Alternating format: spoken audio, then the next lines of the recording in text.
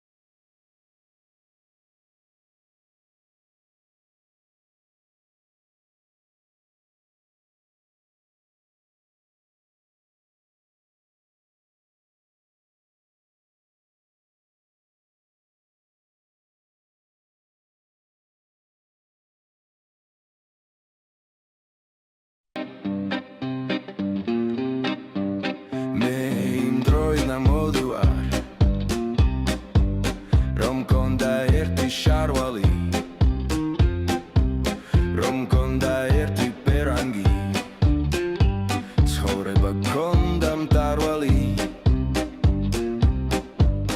მე იმ დროიდან მოდივარ როცა არასდროს ვტიროდი როცა ეზოში ბავშვები ყველა ერთ ხმაში ვხვიროდი შოკი მოვიდა შოკი მოვიდა შოკი მოვიდა შოკი მოვიდა მე იმ დროიდან მოდივარ რომ მქონდა ერთი ჩანგალი რომ მქონდა ერთი ანმანი ცხოვრება მქონდა მტარვალი მე იმ დროიდან მოდივარ როცა ეზოში მღეროდი როცა ეზოში დიდები ყველა ერთ ხმაში ვკვიროდი შოკი მოვიდა შოკი მოვიდა შოკი მოვიდა შოკი მოვიდა შოკი მოვიდა შოკი მოვიდა შოკი მოვიდა შოკი მოვიდა მე იმ დროიდან მოვდივარ რომ მქონდა ერთი საწოლი რომ მქონდა ერთი გატყობა ცხოვრება გქონდა მტარვალი მე იმ დროიდან მოვდივარ როცა ერთმანეთს არ ვამტვრობდით როცა ეზოში სულ